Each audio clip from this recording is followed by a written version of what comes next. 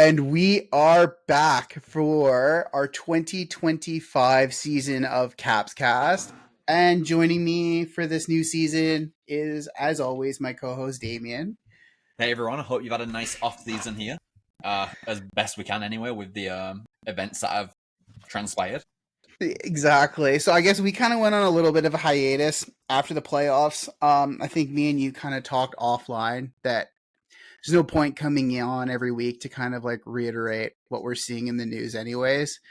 Yeah, Um, so we decided that we are going to have a kickoff podcast and we're going to get back into our regularly scheduled podcasting as the season's kicking off.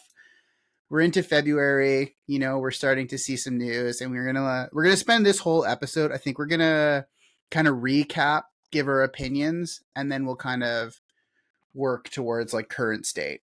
yeah, that sounds good.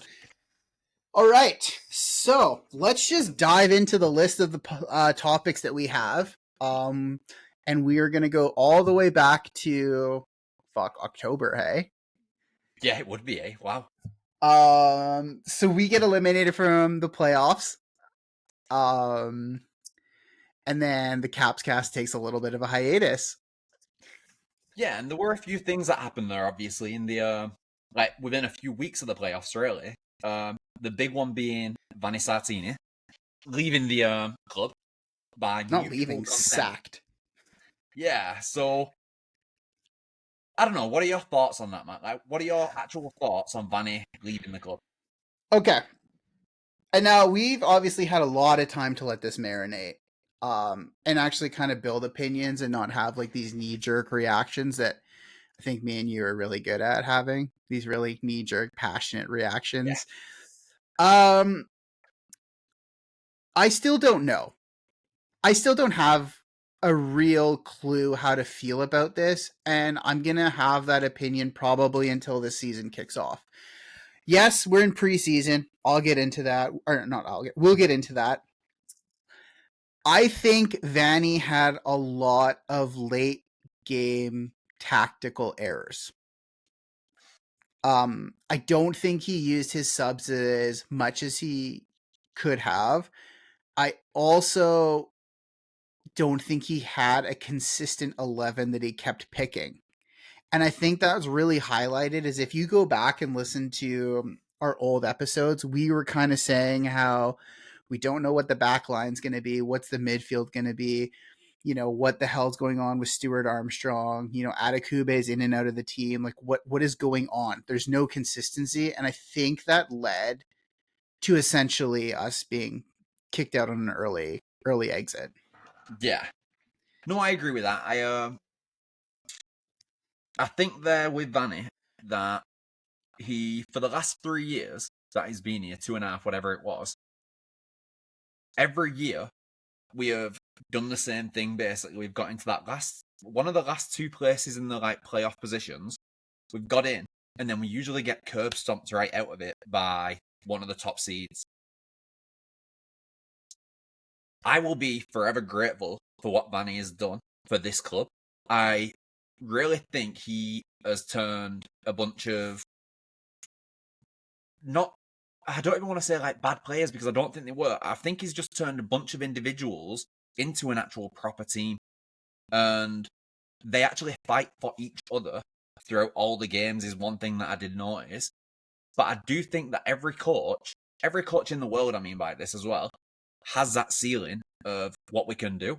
And I think Vanny had hit his ceiling of with this club, he was only ever going to be able to get us into them bottom playoff positions. I don't think there was ever going to be. I don't think Vanny was the guy that was going to take us to the top four in the MLS. Yeah, there's no real progression. Like, I mean, me and you have kind of said it. I don't really feel comfortable with this statement, but Canadian Championship, I feel, is kind of like a Mickey Mouse tournament. Yeah, It really boils down to three teams every year, and at that point, it just comes down to who can kind of navigate those last two games. And I know we've been bounced out early by like Cavalry, things like that, but Vanny goes three on the bounce, yeah, and kind of like you said, nothing else besides that. And I'm not going to sit here and be like, oh, we're not winning trophies, like, because that is a trophy, but it's not a big trophy in my opinion. It's almost like if you look at it like on a different level, like let's say the Premier League, it's like out of all the trophies that you can win there, you win just the League Cup. Not even It, that. It feels like the summer Premier League trophy that Chelsea got 2 years ago. Like, you know what I mean? It feels like a pity cup, and that's not punching down on it. It's just like there's no real big competition. yeah, You know, yeah, there's you're right. nobody that when we see the players lifting the trophy, we're like, whoa, okay, like we got through Seattle, we got through LA. Like at the end of the day, we navigated through some bottom tier Canadian teams and then played one MLS side. Yeah, yeah, you're right. Yeah, it's not like you say. It's not really. It's not the be all and end all of a competition. It's if you win it, you've won it. Great. If we'd have gone out in the semi-finals or got beat in the final, it's it's shitty to say, but it's not really going to have a massive effect on like say we're trying to sign a player. They're not looking at the club saying, "Oh well, that club just won the Canadian Championship. I'm going to go there." Do you know what I mean? If you won the League's Cup and you were trying to sign somebody from Colombia, maybe, and you were able to say, "Hey, we just won the League's Cup. We are like an up and coming team, like one of the best in the MLS, like the whole Concacaf sort of like leagues there out of the three of Yeah. them." That's got a bit more draw to pulling a player in than saying, "Hey, we won the Canadian Championship," because the player's like, "You have a championship in Canada?" That's just it. And it's not to like talk shit about the trophy, but I think it's just the state of where it's at. Yeah, yeah, I agree. Um, and I agree. I think you're right. Vanny kind of took the club to where it is. I think he was a big personality. You know, he had some big wins, like the Portland away, where he said to like Phil Neville, like, "Oh, God must be a Whitecaps fan or something," No, or no, God must. It was when because the game had to be played in in Portland Portland. with the home side, right? So Phil Neville came out and said something along the lines of, "Oh, God must be looking down on us. Thank God we've had to play it here." And then Vanny came out and said, "I'm an atheist and God doesn't exist for me." And it was Yeah, like, that was it. whoa, whoa. He honestly, man, he like has left this club with some of the greatest like comments that I've ever heard a manager say. My all-time favorite Vanny moment is when we got knocked out of the playoffs, and it was I think the referee was Tim Ford, and basically he body checked a Whitecaps player on the edge of the Yeah. box against LA. They then break on a counter attack. The keeper's Takaoka is in the LA box still because he went up for the corner, and the fucking three LA players are passing it amongst themselves, which is wildly offside. The ref doesn't blow up, the linesman don't go up. It then goes to a VAR, and yeah, Vanny comes out after it and says, "Yeah, well, if you find Tim Ford in Falls Creek, you'll know to come looking for me." And it was like, holy shit. Honestly, I really did enjoy his personality. I actually met him around our neighborhood walking. He was like looking at Halloween decorations. Um, and like I kind of saw him when we were walking the dog, and I was like, "The fuck is that Vanny Sartini?" And I kind of went across the road, and it was the weekend of 2 years ago, and they were in the MLS playoff. And I looked at him and was like, "Aren't you supposed to be in LA?" And he kind of laughed and he said, "Haha, like that's tomorrow." Like shook my hand. And then I did meet him again at the launch party last year, and he had way too much wine at that point. And just like he was just like a great personality for the club. But I think you're right. Like he took it as far as he could, and we'll see, right? Yeah. Hopefully this new guy that's come in here, like he can help us progress, push us up the table a little bit more. But we'll get into that anyway. Okay, so then kind of like moving forward, Vanny's gone, and then the club kind of comes out, and this is the big talking point I think for everybody. Um, Club's up for sale. Yeah, so Kind that of, is a huge I talking think, point. I think this is a sweet spot for you because you've been critical of the owners. Before I get your opinion, I do kind of want to like preface this that a lot of people are talking about relocation. That's kind of, I think every Vancouver sports fan has seen this with the Vancouver Grizzlies, that it was sold to an American business owner. You know, they said, oh, we're not going to move the team. We're not going to move the team. Within 2 years, the Vancouver Grizzlies are now in Memphis. I think this is kind of how I was talking about this at when they kind of announced the for sale. San Diego paid a franchise fee of $500 million to the MLS. That's revenue straight to the MLS as a, okay, you can set up the team. That's the Yeah. way I kind of like read it. Whitecaps are going up for sale for $400 million. That, I don't believe any of that is paid to the MLS. That's paid to the ownership group for control. Yes. The MLS is not gonna fucking let somebody come in, get a discounted price, and then eventually move a team to a big market without, I would assume, paying another $500 million. Yeah, there's got to be something there. There's got to be a penalty for moving it. The MLS should come out and say that anyway, and say if you move this club, we are gonna like slap fucking, let's say what it is, a tariff on you for moving the Yeah. club. Topical. But I think that was everything I read on Reddit, everything I read on Facebook comments is, oh my god, we're gonna get relocated to, I think Vegas I saw Vegas is. pop up a couple of times. I saw Vegas. Which Obviously there's issues Vegas would with make sense, man. it does. Like It you got does. everything. But do you think the MLS is gonna let someone come in on a discount and do this? Not in Vegas, man. Fuck Holy no. shit! Like that's, I would say the Vegas market, if you're gonna like move a club to Vegas, would be way bigger than the San Diego market. You have millions of people flooding in daily into Vegas. Well, that's the big thing about, first of all, moving the Oakland Raiders and then establishing the Vegas Golden Knights hockey NHL team, is you kind of make it a tourist destination.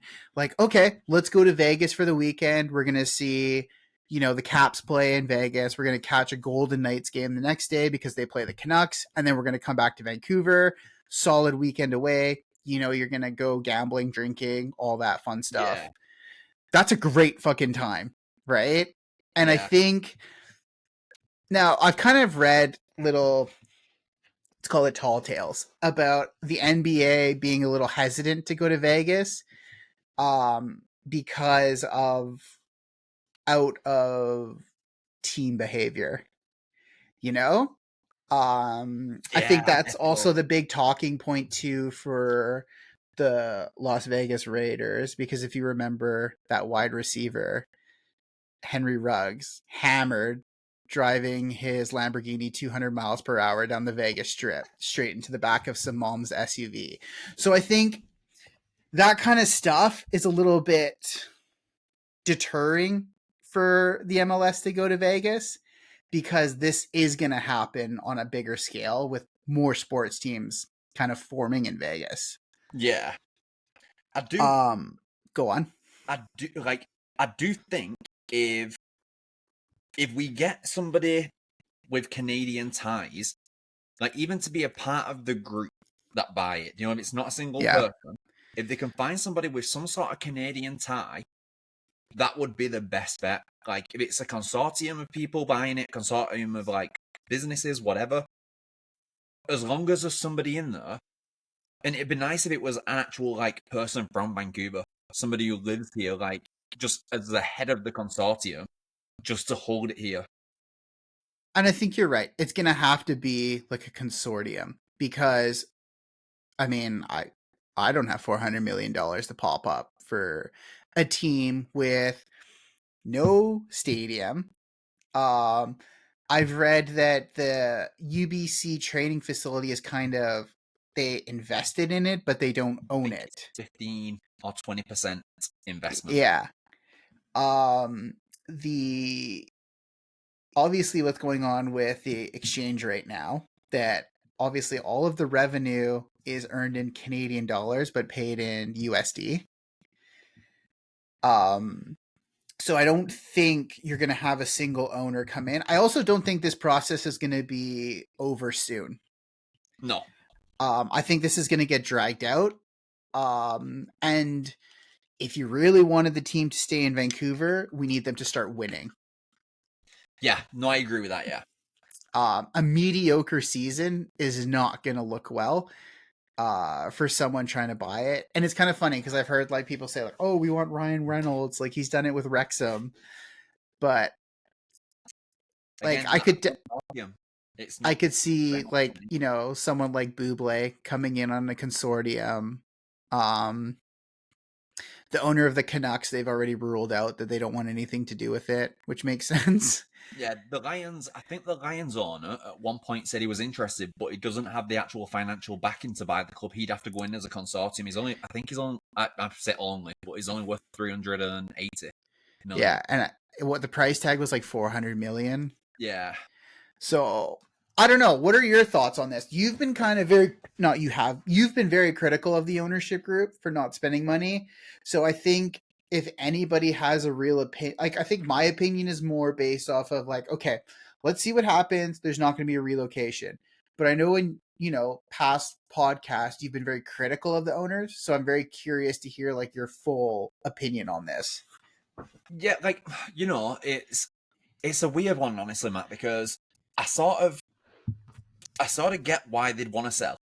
In in a way that they got the club between the four of them, the four owners. It's what Greg Kerfoot, Steve Luxo, Steve Nash, and Jeff Mallet. Yeah, I think are the four owners. They got the club for a combined total of about $30 million.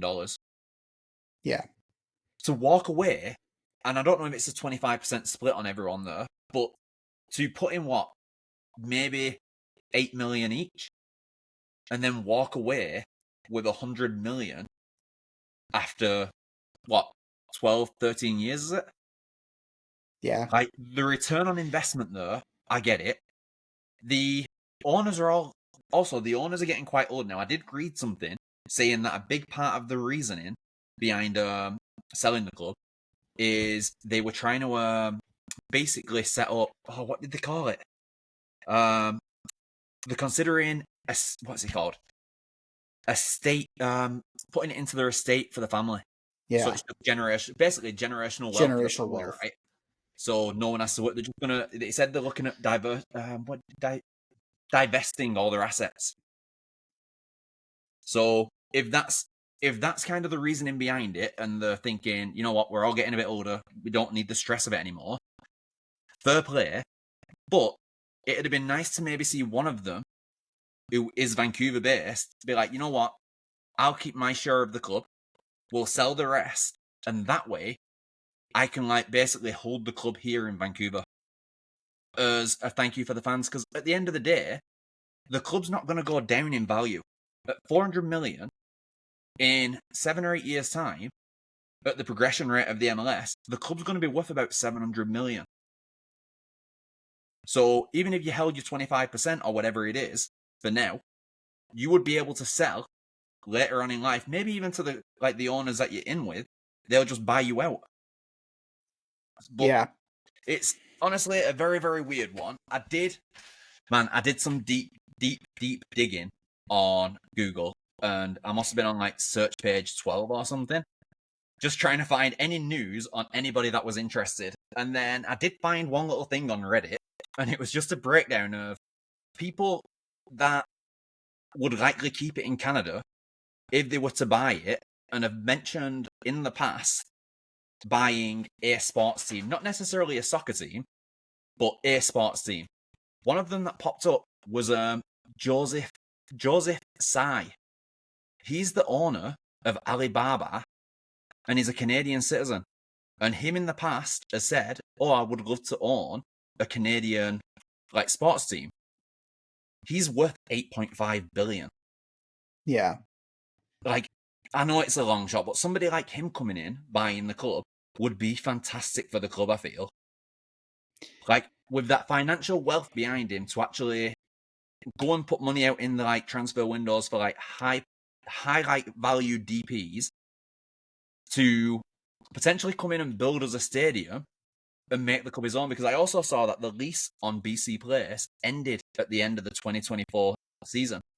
Yeah, that's I guess kind of like that's another thing is that okay, we're gonna have to renegotiate. Is it Pavco that they're the operators?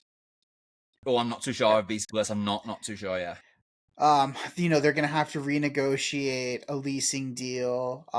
We don't own the stadium type of thing. You've mentioned in the past like split gate, yeah, concession money, like is the Whitecaps merch sales, that's probably strictly going to them, but like, the ticket gate and concession, that it's a little bit murky on like the split of that, if the Whitecaps are even entitled to that. yeah. But I think you're right. Is if we could get somebody with Canadian ties as part of a consortium to kind of keep it in Canada. But I just genuinely don't think, as far as like relocation, like that's gonna happen. No, It's gonna give us less to talk about because we're not gonna be able to go to games and things like that if it gets moved to like Arizona or something. yeah, And then also, I just really don't see the MLS giving somebody an opportunity to come in on a discount. no, not the current people in charge of the MLS. I genuinely think they are all about money. And if they can, yeah, if somebody comes in and says, I'm moving to a massive market with this $400 million club that I've just bought, I think they're gonna, yeah, just absolutely lose it. Because, like, why would you not, right? Do you know what I mean? Yeah. Like, yeah, I don't know. I also, when I was in my deep dive of the 12th page of Google searches, there's some weird shit on the 12th page of Google searches, by the way.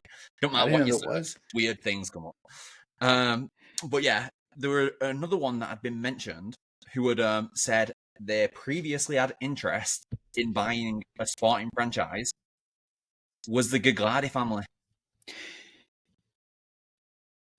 and they're valued at about 3.5 billion. So, like again, they've got the financial backing to potentially come in and just buy the club outright. They wouldn't need any sort of consortium. They'd be able to just go and get themselves a stadium and everything, like just go and build it freely. Like they don't money isn't an option is what I'm trying to say, I guess. Sorry, I was just looking because I remember he wanted Gagliardi wanted in on the Canucks a long time ago, right? Okay. Um, I don't like. I mean, this is now just me on Wikipedia being like trying to be like really really quick here. But I do know that he is an owner of the Dallas Stars, like the NHL team. I don't know what happened with the Canucks, if he was involved or anything. But that I've also read that that was kind of like a suitor, right? Yeah. He owns the Stars already. He's from Vancouver, Um, it was like a real estate property, right? Yeah. And like hotels and stuff that he owns. Oh, Sandman. But Sandman and that's it. Moxes and all that sort of stuff. Yeah. So I mean, it's going to be interesting to see, but I think like you kind of said, is this is not going to be an overnight thing. Yeah.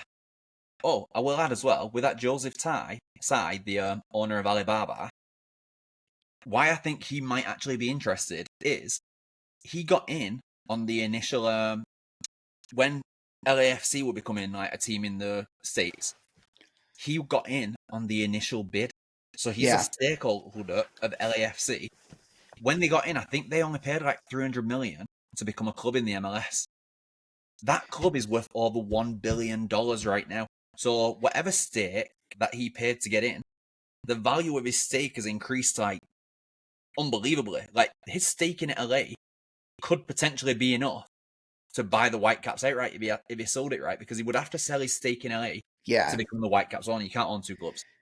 No. And I think this is going to be the biggest talking point too, is that we don't own the stadium.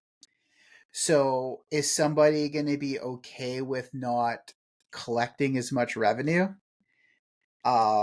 And also, are they willing to potentially look at building a stadium? Obviously, there's nowhere in the downtown core right now that could house a fucking football stadium. Um, so that's gonna either have to go elsewhere. You know? Yeah, So is it even worth it to build a stadium, or is it worth it to negotiate with BC Place and be like, hey, let's cut a fairer deal? But that's going to be something the new owners are going to have to look at. Um, my kind of saving grace is like kind of what I've been saying is that I just don't think the MLS is going to let someone come in at a discounted setup in a new market. yeah, Um, because the MLS is looking at expanding more, and if Don Garber can collect $500 million and say, "Hey, here's your MLS franchise fee, fantastic. Now go set up all the infrastructure." Is he really going to let someone come in, do a private sale with the Whitecaps at $400 million, gain everything? Like I'm talking full infrastructure, right? Like yeah. you've got Everything coaching top to staffs, bottom. players, everything. You've got a legal team, you've got sales teams, you've got everything, and say, okay, great, we're going to take this to a big market. Yeah, I think it's a long shot, man. I'm genuinely hoping that it stays in Vancouver. Like it's Yeah. I actually don't see this going through like a relocation. I do see a sale of the team. yeah, I think I never really thought about it, but I think you're right, like a consortium, type of deal. Would actually be good to see someone like Michael Bublé. Ryan Reynolds isn't happening. But something similar. I wonder now as well, with the obviously with the tensions between governments of the US and Canada and Mexico. Um, my question would be like in the UK, the government have a say in the Premier League. They have like they're a regulating body for the Premier League, right? So like before a sale goes through, the government have to ratify it. It has to be ratified with the government and all the Right. bullshit before it goes through. Is there anything like that in for the MLS? Like, do the or is it because it's split over, like, say, the two countries that they can't do that, and the MLS is the only governing body? Do you know what I mean? Like, I for me, if would I were the government of Canada now, and this club is trying to be sold, and it looks like there might be a relocation, I would be trying to lock that shit down. I'd be saying, absolutely not. If they've got any say in it at all, I'd be trying to push it to a Canadian BC based buyer. But Yeah, I don't know how it works. I don't know. That's actually a good question because I'm just kind of trying to think like, the NHL, the NBA, they're all kind of private in a sense. Like they're not Yeah, traded publicly on a stock like on a stock, right? yeah, So, and because this is the kind of the crazy part, I guess, about North American sports teams is the MLS kind of still owns the Whitecaps in a yeah, sense. So I don't think a government body would get involved. I could see like provincial government being like, no, no, no, like we want the Caps to stay, right? It's good yeah, for the people, like it's an experience for fans, right? yeah, It gets them out spending money, going to restaurants, enjoying downtown Vancouver, going to a game, kind of. yeah, I mean, as corny as this sounds, like creating memories all in your backyard, yeah, yeah. right? So You're right. I don't think they could get involved to a point, but I think the provincial government might advocate for staying. Yeah, no, that makes sense then. Yeah, So I guess that's something we're gonna have to watch. And kind of like I said, I don't think this is gonna be done this season. They said that the sale is beginning. God knows what that looks like. This isn't like going to Walmart and buying a bag of chips. no, Like no, this this is is going to gonna, be a drawn out process. yeah. Um, so I guess this kind of now segues us into where we're at today. Yeah, Um, so there's a lot of opinions, a lot of rumor mills going on here, a lot of gossip, opinions being made. Firstly, I'm just gonna come out with it is a lot of people now are evaluating Axel Schuster at the club. Now, Axel has essentially been the overseeing of all sporting for the Whitecaps, right? Yeah, He essentially has been running the club without ownership interference, I would say. yeah, I think so. Yeah, I think that sounds right.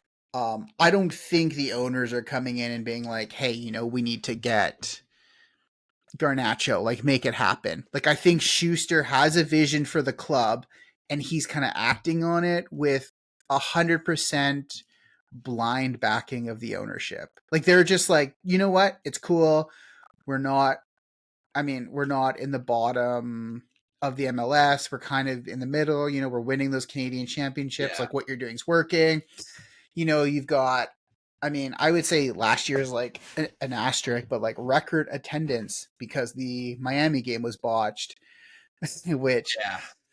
pushes the average up. So I think they're like totally letting Schuster run the club. And now with this transfer window, people are saying Schuster out, which doesn't make sense to me. No, I genuinely think Schuster, since he's come into the club, has done a fantastic job. He was the person who brought Vanny into the club. He Mm-hmm. has been responsible for probably the signing of Gold. Arguably, I will put it up there. I think Gold has been maybe the best player to ever play for the Whitecaps. Yeah, And I know that we've had Kenny Miller, and I know that even Nigel Rio Coker played for like the Whitecaps for a little bit. And there might have been more like star quality in terms of the name is more well known throughout Europe, throughout the world, sort of thing. The way Ryan Gold plays for this club and bringing somebody like that in, that genuinely was a masterstroke by Schuster. Like, unbelievable. So, I think his signings have been very good. Especially considering, like, he's on a limited budget. Like, out of all yeah. the MLS clubs, we probably have one of the smallest budgets to work with as a club. And I think people forget that. I think people look at it and think, oh, Schuster's not done a great job because of this and this. But when you're operating on such a tiny budget and we're still getting into the playoffs, we won the Canadian Championship. I know it's not much, but still, it's. I think Schuster deserves more time, especially with this new manager in. See what he can do under Schuster, and if this doesn't work out, and then like it really goes to shit with a new manager, then maybe we've got to look at Schuster and say, "Yo, bad call. This hasn't worked out. The manager and you need to go." At that point, but I think it is. I think he's earned the chance and the time to see how this plays out with Is it Jasper Sorensen that we've got now? It isn't it? Honestly, I Yeah, don't know how to pronounce the name. yeah, Sorensen? Yeah. I think so. Yeah. So yeah, like I think Schuster has done enough to warrant him getting another year without people breathing down his neck and trying to dismiss him. Because yeah, I think that's very, very, very uncalled for. So I guess the real, like, I'm totally for Schuster. I think you're right. What he's done on a limited budget, and you kind of said it. Like, we've gone into the playoffs, we've won a Canadian championship, but I really do blame the management of Vanny as much as I don't want to, because I was Vanny in. Yeah, When you're looking at it as a whole, yes, maybe there are gaps. Late game management has led to, dropping points, not here and there, but quite frequently. But it's also led to him picking up points away, right? Like we were one of the best road teams in the MLS last year. Why yeah, we couldn't win at home, who knows? I think the Schuster argument is now because of this transfer window. And for the casual fan, oh, you're not getting Marco Royce. You're not getting like I'm not going to say Messi, but like I think the some of the higher up names, expectation right? the expectation of the casual fan is that we should get a big fancy designated player. You know, Marco Royce, Well, Luis interestingly, Suarez. Bernardaschi, who plays for what do you call it, Toronto though, like even them like players, Giovinco, like that is a big name DP, and Toronto can do it. Exactly. So the argument is, why doesn't Vancouver do it? Okay, I totally hear you. Why doesn't Vancouver do it?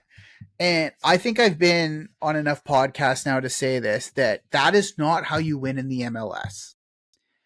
No, The no, MLS, I mean, there is one glaring asterisk, which is LAFC when they had Bale winning Delaney. the winning the MLS Cup. What the fuck did Miami do last year? Crashed out in what, the second round. Jordi Alba comes out and says, "Oh, you know, the league's messed up because we're the top team and we're out in the second round. Like, this isn't fair. This isn't how the game should be decided. Like, this isn't how the season decided." And it's like, okay, well, it was That's fucking the reality. But fantastic we are. that fantastic that La Liga, Serie A, the Premier League are all decided this is how North American sports are, Yeah, right? So I think how to get the gears going in the MLS is not a big designated player.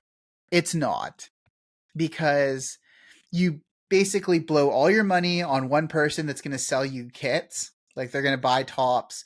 We're going to put them on a big fancy poster outside BC Place.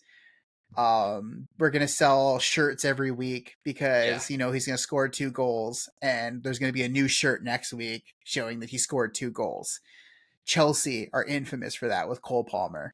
I just yeah. putting it out there because they do that, right? They also have the ability to. But the Whitecaps, this isn't the Premier League. This isn't how you win in the MLS. No, no, I agree with that. How you win in the MLS is somebody like Brian Gauld. It is somebody like Andre Cubas. It is somebody like Veselinovic. It is somebody like Takeoka. They are not big names, but they're quality players. Yeah, yeah, How does the management get the quality out of them? And I think that's why Schuster is excelling in his position with a limited budget, like you said. and I know, like you look at the transfer window now, and obviously there have been a lot more outgoings than incomings.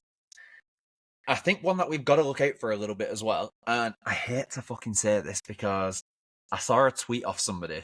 I can't remember who it was a few weeks back, and it said, "I'm just sat here waiting for Axel Schuster to come out and say, well, Ida Ocampo is like a new signing anyway because we only just got him at the end of the season." Do you know what I mean? It's But true, though. it is true. Like he didn't have much game time. He's come from a completely different league where he's had to like almost like acclimatize himself to the actual where the league is. Now he's had a full preseason with the squad. He's got like weeks and weeks of training under his belt. That to me is going to be like a new signing going into the beginning of the year here. I I do think that having like a big name DP, as much as it doesn't win you the games, having that on your squad, it must be such a boost to morale of all the other players to have Totally. somebody come in that even if they're not necessarily at the top of their game anymore. Like let's say Cellini, who went to LAFC. Cellini was past his best when he went to LAFC, but having somebody come in of that quality, a European Championship winner, like with Italy, and did they win it? Did he win a? Did Italy win a World? No, they didn't. Did they? No. Not with Yeah. So a Cellini. European Championship winner with Italy, though, multiple titles with Juventus over the last like what 18 years. Like just an incredible like resume to come into the club with. Even if he's not going to win you the like him personally as a defender, he's not going to win you the like the whole MLS competition, the playoffs, everything. Having that come into your squad would have such a thing like a galvanizing effect on everybody else because they would I try to raise their standard to meet him. I also think Cellini is an asterisk because he's probably one of the greatest defenders of like mine and your generation. Yeah, yeah, of course. I'm Yeah. I'm thinking more along the lines of like Marco Reus, like Ricky Puig. I would say Sergio Busquets too. Mm. I would say like Chiellini and Messi are kind of in the same conversation in terms of like scales. Yeah, what they provide to the club. Yeah. Exactly. Like there's Messi, there's Chiellini, there's Bale, and then there's like Jordi Alba, Marco Reus, Busquets, Yeah. and then like Andre Herrera. He used to play at Houston. He was in Atletico. Fucking vital player, right? But I would put them on that scale. They're not a Messi or a Chiellini, but they're Yeah. still a very respected DP, right? Yeah. And I guess like let's kind of really just stop dancing around the elephant in the room here. And I think this is what a lot of people might be interested in is the Stuart Armstrong saga, because this is a designated player that me and you kind of both screamed for joy when he signed. Uh, when we Yeah. are prepping for this podcast, honestly, when we were like kind of prepping to come back into rhythm of doing the podcast, I was going through like all our social media, and there's this one clip of me that I took. It's like, oh, what a bang on signing! It's like, God, how wrong was I? No, Um, Matt, you weren't wrong though, man. Like, for what the team needed, he was it. Armstrong ticked every single box that like we needed in a player. Like, yeah, it's just fucking unfortunate, man. So I kind of saw this. I don't know where I saw this article, if it was Reddit, Twitter, or whatever, like a little clip from Schuster's like interview that he gave. I guess like they're starting to do press again in kickoff, and he Oh said yeah. that like, oh, that was kind of the risk with Armstrong, is that somebody might come in for him. Um, so we got Armstrong on a free Yeah. transfer. The fee to Sheffield Wednesday was €580,000. So it's almost same. It's like it works out to like $600,000 Good US. business, So a you know. million Canadian. Yeah, I'd say that's good business off a free transfer. Yeah, honestly, like when you look at it, if you look at it like from a financial standpoint, like well done to the Whitecaps bringing some. It's very Barcelona-esque how they signed fucking like all them players on a free that year, and then I think they sold three of them like the January transfer window for like 70 million. It's I understand it from a business side of it that you got that. I also so I did a bit of a deep dive into like why he went right, and apparently the manager that was recently put in at Sheffield Wednesday worked with Armstrong, and Armstrong played over, I think, 150 games with him. It's called Danny Where? Roll. Danny Roll. So, from what I'd admit, this is like another like deep dive on Google again. What I'd read there is as soon as he became like in charge of that club, he reached out to Stuart Armstrong's agent, who obviously passed all the details on Stuart Armstrong. As soon as Stuart Armstrong found out that it was Danny Roll, one of his friends, that wanted him to come and play for him at Sheffield Wednesday, they everything got put through astonishingly fast, and everything was dealt with within like a day or two Yeah, because Sheffield Wednesday wanted him to play on the weekend.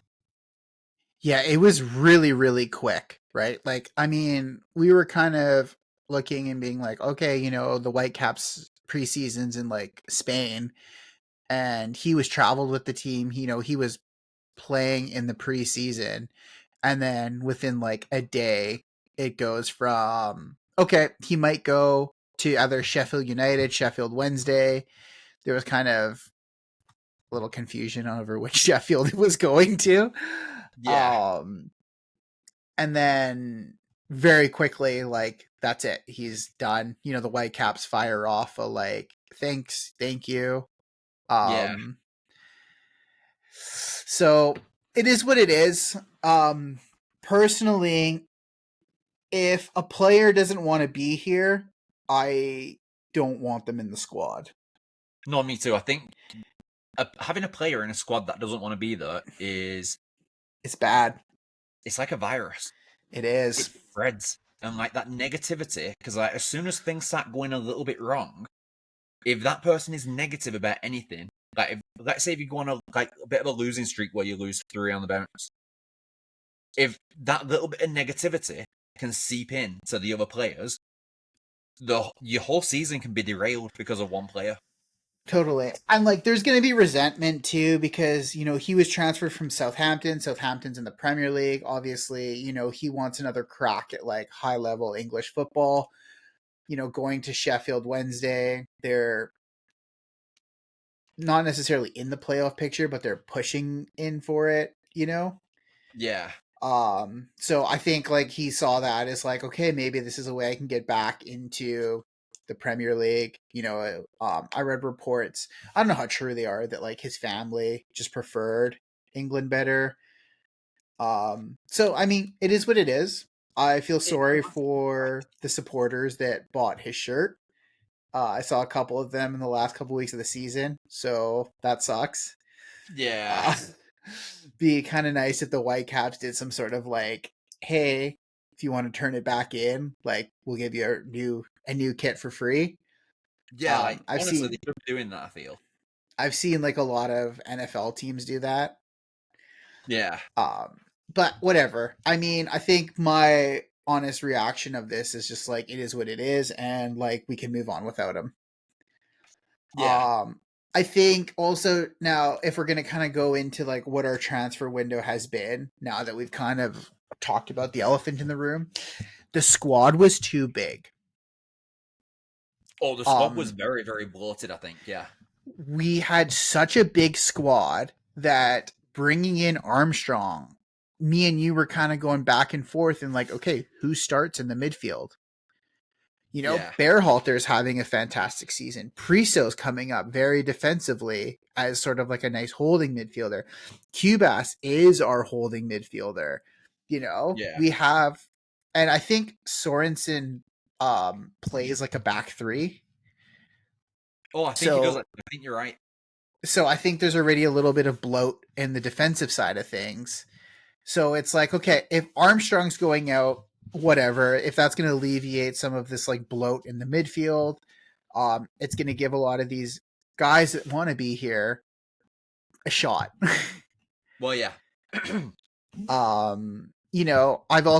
I mean, it's not official, but I think like we can also assume that Raposo's gone. There's like rumors of him going to China. Um, yeah. I think it was his which, contract, right? He wanted like close to 1 million on his yeah, contract, which have like fun. good Uh, player. I wish I wish him all the best if that is the truth. Because defensively, I think we were getting a little bit bloated too in the wing back position. Yeah, no, I agree with As that. much as like it's a new season of the Whitecaps, we still have Sam Adekube. He's going to have a full preseason, full fitness. We assume. Is he going to be the Sam Adekube of old? Like you don't know if you're not getting consistent game time. Yeah, no, I The agree. Yeah, squad was too big. Like we weren't in the same position, but like it was starting to feel like Chelsea of like 20 when like Clear Lake came in. yeah, Is you have all these players with we had like a 26-man roster, could only field 11. yeah, yeah. And so, just to put it in there as well, there were what is it here? I think 8 players that have left, including Armstrong, and the other ones were Raposo, who obviously is still at a club. He negotiations with China, from what we've heard. Alexander Shot, which it I'm okay. the whole time that he's been at Vancouver, I feel like the last 3 months of last season was the only time that I've ever like seen him on the pitch where I've been like, oh shit, he's actually doing all right. It, I, he's never done anything that has almost like jogged a memory for me. Do you know what I mean? Like triggered a memory, Yeah. like done something where I've been like, oh shit, I'm gonna remember that forever. Like, there's never been one of them moments, but in that last 3 months of the year, he got a bit more game time, and he did a very good job of just shoring up the midfield when we needed it. But I think his contract was over like $1 million a year. Yeah, it was big. So like for the for the level of performances that he's putting in, it was too much. It's another midfielder too, where we were like, "There's too many." Yeah, so you've had Shopgo, then you've had Bednick, the goalkeeper. He retired. Then obviously Pico, he left on basically like a free, right? Like we didn't get any money Yeah, for Pico, and he's gone to Miami. Which, man, can you knock somebody for like wanting to go to Miami, play in a team with no, Suarez? because I am at it fulfills your childhood dream of playing with Messi. Yeah, like it's anybody would go. Anybody in the MLS now, if you offered them a position at Miami for the next year, regardless of what team you're in, I think you go. Just to Yeah, say, in my career, I played alongside Lionel Messi. yeah. So I understand why he left, and I understand why he picked Miami out of all the clubs to go to that like offered him a contract. The writing was on the wall. Like, I mean, what last year we were saying, like, oh, he wants out of the West Coast, he wants on the East Yeah, Coast. that was So before the playoffs. to be fair, at least he fulfilled his contractual duty. You know, I never thought there was a game where Fafa was kind of like dragging his feet. No, he Like, gave it everything. he gave it everything, and you know what? He's fully deserving of the move to Miami. Yeah, no, I agree with that. Yeah, absolutely. I honestly, man, like I had such a mixed like bag with Fafa where Yeah, like sometimes I'd be like, man, play the fucking ball sooner. Like shoot Dior. But then other games, he was honestly sensational in some games for us. Like he really did put on a show. And yeah. his ball control and like his ability to like actually take people on. Yeah, yeah, he deserves a move. He deserves a move over there. Like hopefully he does well for them. I don't know how much he's gonna play in that squad with how loaded it is, but still. Like I Hats genuinely hope off. he does well. Yeah, So then with Pico, you've got Javane Brown, who left. He left a little bit before the end of the season, right? They waived the yeah. contract or whatever it was.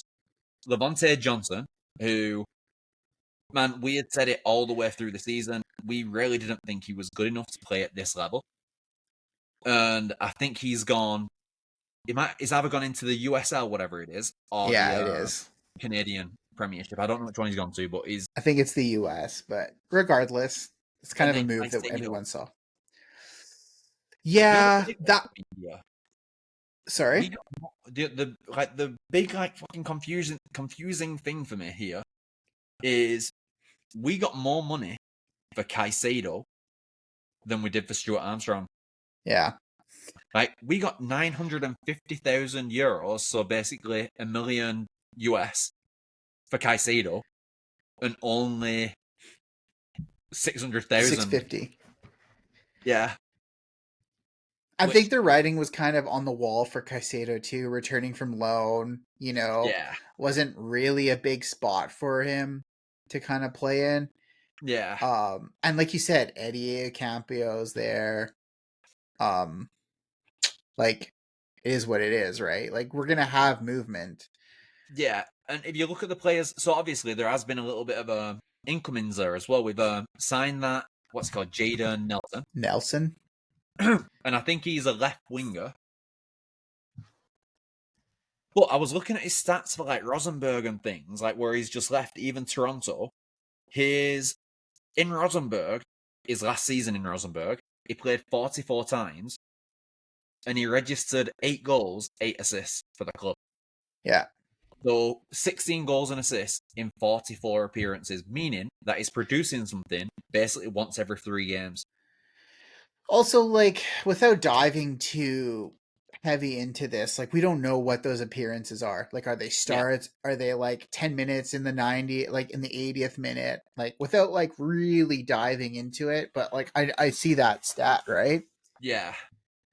So I don't know. He has played in the MLS before for Toronto. So he's obviously got that Canadian and like the MLS experience sort of thing. His his record for Canada is far better, I believe, than his playing record for clubs. I think he's only played like 4 or 5 times for Canada, and I think he's got like 3 goals and an assist. 2 goals and 5 caps. See, honestly, not a bad turnaround that for what it is for like your international career.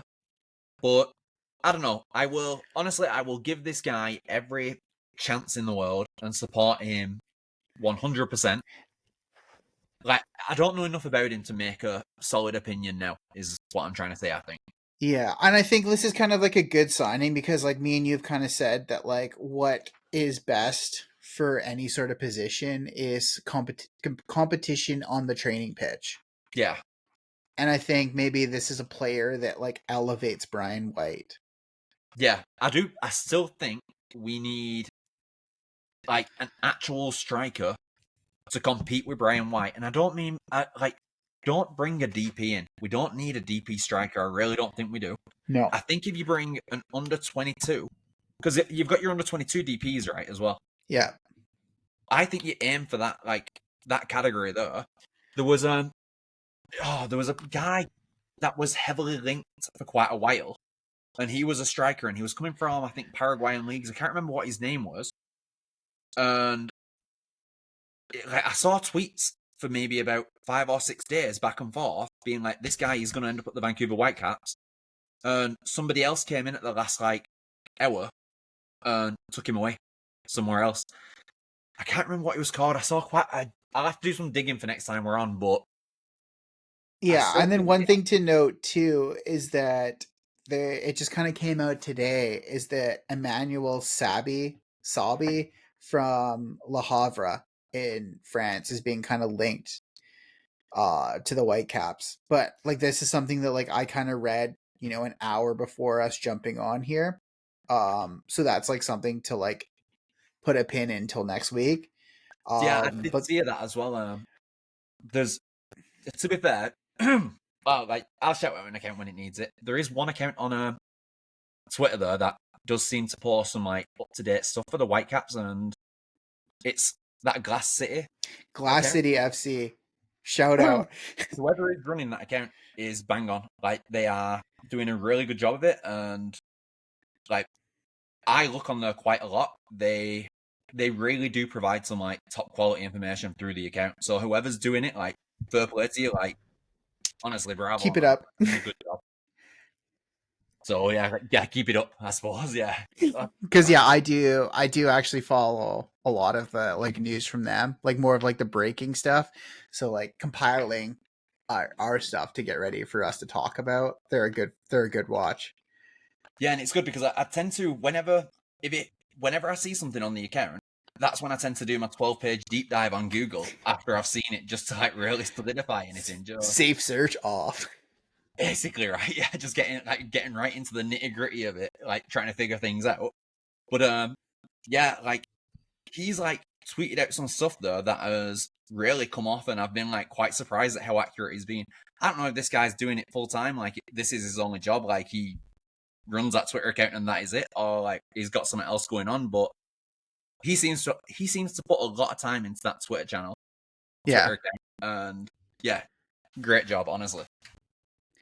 So that's kind of like I think like the big thing to watch now is basically the MLS season starts to kick off now. So the 23rd 20 so we get started in Champs League too, which I think is interesting. Yeah, Um I guess kind of the roadmap here. And I just do want to plug this today because this is one thing that I think the Whitecaps in the last 2 years have done like perfectly is the launch party. I think it's just yeah, like a great give back to the season ticket holders. Um so I'm excited for that. I know me and you are going to be there. I'm probably going to buy a jersey, like the new kit, and if they have the whole thing, get it all signed. I think that's just like a nice kickback for the season ticket holder. yeah, I think so. Um, so it kicks off pretty soon here. So the MLS season opens on the 23rd. The February 20th, I believe, is our first game against the Costa Rican side for the Champs League. So we'll play two legs. The second leg is the 27th, which also last I read was going to be the return of Kendall Waston to BC Place. Oh wow, eh? I liked Um, Kendall Watson when he was here. I thought he was a great centre back. he also scored that World Cup goal. If Oh you yeah, he remember did. in like, was it the 2018 World Cup Yeah, in it might. Russia? I mean, this is me just maybe pulling a stat out of midair, but I think he's the only active Whitecaps player to score in World Cup. That's nuts, isn't it? Uh, That's wild. it was off a corner too. It was crazy. Yeah. Oh yeah, it was. Yeah. Um, so Big old so Denver. that's kind of like the roadmap to this MLS season here. So is there anything else you want to say as we kind of approach the hour mark, or we kind No, of I think like we could have touched on we could have like dove into the what do you call it though the the preseason, but I really like we talked about it off air before we like come on and like yeah, it's we both see the like preseason realistically is just a reason to get fit. Like yeah, nobody is paying attention to these games, trying to judge what like level of performance the Caps are going to be putting in the MLS because who do you, knows? let's be honest, have you ever watched St. Patrick's play? No, Me neither, man. Like the Polish, I can't, man. I have tried to pronounce the Polish side's name about 6 times, and my wife keeps telling me that I am way off, and it's probably not best. Not, it's probably best not to pronounce it and offend anybody on the podcast. So it does make I'm just going to sense. refer them as the Polish side. Then they have one more game, right? February Yeah, 6th. Um, Cherkany or something. I think it was. no, that was to the Polish team is no, Swedish side.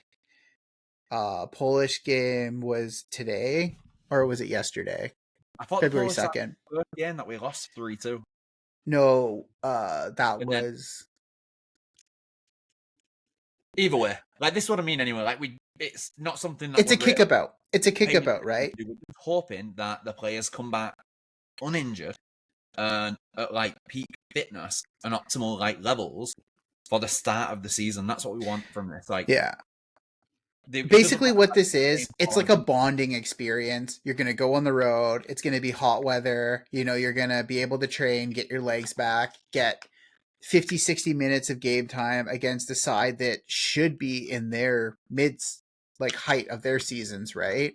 yeah, And then basically Sorensen is going to decide, what works best for his players, what formation he's going to test things out. And to be honest, I could care less of the results of these games, which sounds really, really bad, but I think it's the truth. It's not going to define our season if we, smashed a team 5-0 and then we kind of ride that high, because who knows? yeah, yeah, Basically, as long as, like you said, no injuries, we're good. yeah. No, that's what I'm thinking. And like, if we get this Sabi from Le Havre, whatever however you pronounce that one as well. But I think if we get him as well, so we've got a right winger and a left winger that we just brought in. We've got a left wing back in Acampo that is sort of like a new signing, guys. So I think if we can bring in, we need a replacement for Stuart Armstrong. I know that we've let a few people go. There's definitely money to spend. They should be actively searching now because Gold is too good to drop back into a central midfield position and partner with Cubas. He's too good going forward to do that. He needs to be in that number 10 role or out on the left wing.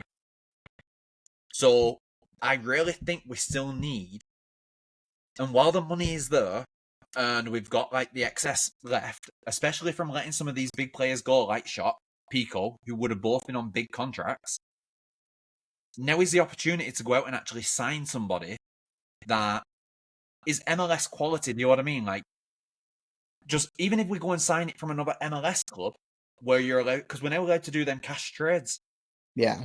in MLS. So, like, identify like that midfield target from the MLS, somebody who's putting in the numbers, getting like decent defensive working, decent offensive working, like basically a box to box midfielder that can partner Kubas. I'm just looking too that the MLS primary transfer window is open from January 31st to April 23rd. So we've got time. Yeah, we've got time to make pretty much the whole See, season. that honestly, man, that needs to change as well. I think because I did see something that it was suggesting that the league within the next 3 years will They're gonna, transition to yeah. the like the European like league system or the European schedule timing wise. And I think you're right. Is that Gald is too good of a player to waste? This is kind of like the same as in the Canucks situation here. I would equate. I know, like you probably don't follow the Canucks as much, but the equation is like the defenseman of Quinn Hughes is too good of a player to like waste right now. That if the I think that's the same for Ryan Gauld. He's too good of a player to waste their prime on a team going nowhere. Hmm. So I think I don't think I know Schuster is not satisfied with first round playoff exits. Like I think No. he's got a better head on him to be like, yeah, okay, like let's just coast on through and I'll have a job next year. Like that's not where his head's at. Yeah. Okay. Okay. So I guess then, if we're coming to the end of this here, just one question that I do have, and I mean just like not too much thought into it, straight off the top of your head, would be right now, where do you think we will finish in the MLS table? Canadian Championship, top 5. Okay, I think I before we come on, I'd thought about it myself because I knew I was going to ask you towards the end, and my when I first thought about it, like just straight off the top of my head, was 6. The transfers going out aren't as impactful as I think a lot of people think. Yeah, I'd agree with that. Like Armstrong is a loss, but my big question with this is what position is he a loss for? Because we couldn't decide where he was going to play. Is he a loss for the central midfielder or is he a loss as an attacking midfielder? Because as much as yeah, it's a massive loss moving Gold back into that like central midfielder role. Like It's not going to be though, because I is good enough guarantee to get. you Sorensen is going to put Bearhalter in there because Bearhalter has been bang on for passing. He really elevated his game. He was great on set pieces on getting balls in. And to be honest, like, okay, if you really, really, really want to look at this Armstrong deal, he had what? 6 appearances, 1 game started. Where is this a loss? Yeah, because also one thing that really this with him pissed me off. And I tried to be a very like neutral about him leaving and things, but when he got to the Vancouver Whitecaps, he was here for like what 2 months. Didn't play a game because he had to get up to fitness for the MLS. He did a couple of weeks of preseason after having like 5 or 6 weeks off completely. Went over to Sheffield Wednesday and was able to play 45 minutes of championship football. The energy and the way championship football is played in the UK is probably a faster pace than the MLS. Totally. So for him to be able to go over there and perform pretty well for a half of football right away, that for me personally was a bit of a kick in the teeth because it was like he came here, he was being paid, and he was like, "Oh, I'm just going to use it to get my fitness up." Yeah, I get that. I get that. That's my only point that I'm like where I'm a little bit sour about the whole thing. Like everywhere else, I'm like, it's a good deal for the Caps, man. Like we got him for free. We just pulled in 1 million Canadian. Like fucking push that money back into the club. Sign as a decent like midfielder or like attacking midfielder. And I think with one more like decent player, MLS quality player in the middle there would be very good. I understand we've got Berhalter, Priso, and Cubas for them central midfield roles, and that Nagando is he called because he Yeah. came back, did he not? So I understand that we've got the 4, but I think bringing somebody else in that is guaranteed to be at the level of say Cubas around there would be a massive benefit to the club. Yeah. And I'm just trying to like pull his stats too. Is like Armstrong played 6 matches. He started 128 minutes, and scored 1 goal. Obviously, there was a little bit more creativity. There was some stuff in the postseason, but I mean, where is this really missing? I think it's more just like a kick in the teeth. He then also creates a mortal enemy of me because I'll back the club. I don't back the players, if that makes sense, right? Like, if you want to be here, I'm going to back you till the fullest. If you don't want to be here, be gone, and I'll move on. Yeah. Like, you're not a club legend. You're not a Ryan Gaul. Like, I'm sitting here and I'm saying I'm glad Fafa is going to Miami. I'm glad Raposo is going to get a big contract in China. I could care less about Stuart Armstrong. I'm done with him. Six That's it. appearances. That's the Huh? way to look at it. Yeah. Yeah, that's it. That is the perfect way of looking at the whole thing. Fuck him. That's all I can Enjoy say. dick. Enjoy Sheffield Wednesday. Go I've been to nuts. Sheffield. Sheffield just shithole. I'm It's a saying it as lot it is. nicer here. You've got Vancouver and you've got Sheffield. It'd be like moving from Vancouver. There's a place in Toronto apparently that's like basically a ghetto. It starts with H. What's it called? I've got a guy at work that lived there when he was growing up, and he was like, "Man, it was super rough. Like me and my sister used to fight each other," and I was like, "What?" But that's like that's the sort of place that Sheffield is. Like you're moving from Vancouver to like the ghetto. Yeah. Like, I don't know, man. Like for me, it's a no-brainer. Like, Go nuts. Go yeah, nuts. Have fun. never I am Um, young dick. there was no room for you apparently to start with. So going forward, there's no room for you. And I think it's just like it is what it is. Yeah, I think with the money that we got for him, obviously because he must have been on like a fairly decent sized contract as well. Yeah, I was trying to pull it quickly. I think it was like 2 million Canadian or American, sorry. Jesus. So yeah, a massive contract realistically. Yeah. Uh, So yeah, I honestly think having him out, getting the money for the trade, the money back off his contract that we're not going to be spending anymore. Such a better deal. 31 It's year old midfielder. Like, I'm good. honestly a shame that the whole sale of the club is going like through now, because I think if we had owners that were fully committed to the club and this had just happened, this would be like where we'd see an influx of cash there. I think because there's money in the bank, and with an extra mil or two, we would be able to sign like a very, very decent level MLS player from a different club. Trying to see his contract, but it's not obviously showing it. They'll have to release it, But right? Like they always release it like at some point. yeah, they will. I just can't pull it up quickly apparently. Um but it was a free transfer from Southampton and it was six 650,000 to Yeah. Sheffield. So it's great business. It frees it up and it allows somebody who wants to be here an opportunity to be here and fight for that position. Yeah. Yeah. No, I agree totally. Yeah. So yeah, I think we can end it at that. Of that, Stuart Armstrong can fuck off, and I fully back the players that do want to be here, Yeah, me too. and I'm excited for the new season. I think top 5 is definitely attainable. I'm excited for the new manager. I get that, like, maybe the transfer windows looked a little bleak, but I think we had a really good foundation to build on.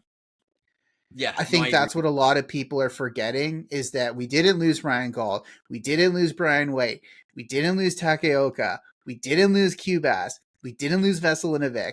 The core They're of all the still team. here. Our core 11 is still here. How do we go forward with a manager that has a different tactic, a different outlook on the game, perhaps different, end game, different, management of, the beginning of games, I think can push this club a lot further. Yeah, I agree, man. We didn't lose a big piece, is what I'm trying to say, in Stuart Armstrong. Yeah. No, yeah. Fuck For him. sure. Okay, so we're over an hour, so we'll wrap it up here. And It then I was going to be think a long one, sorry guys. Like, it was it's our first yeah, one back after it a while. it There's a was lot. gonna be where we were on a hiatus. It was a Yeah. planned vacation. It wasn't like hey, let's stop doing the podcast. It was more of a, it's an hour of us doing hypothetical ramblings about transfers that probably wouldn't happen. So I think like me and you wanted to do something where we had a big picture Yeah. versus rambling about nonsense and just dragging stuff out. Yeah, absolutely. Plus, it's a nice break. I'm not gonna lie. All right, so we'll jump back on at some point. I don't know if we'll do weekly. We'll kind of talk offline about that. But we've got the MLS starting. We've got the launch party. We're gonna have a ton of content, and we'll go from there. Yeah, we'll try and get some videos from the launch party there as well. And Yeah, upload that we'll on. we'll be there. I'll be there. Yeah. I'll do some stuff. I think we'll do some content. I also want to try and set up streaming for away games. I think I'm going to try and set up like some sort of streaming so we can kind of push our reactions onto social media because I think people Yeah, would I love think that's me a great idea. swearing at the people would love me swearing at my computer Yeah, no, I think that's great. or having a full total Mark Goldbridge meltdown. All right, so we'll end it here. Till next time, and we are officially back. Yeah, we are back. Have a good night, guys. Thanks for listening to another episode of Caps Cast presented by Whitecaps Fan TV. You can find us on Spotify, YouTube, TikTok, and Instagram listed below. Don't forget to like, share, and subscribe for more content.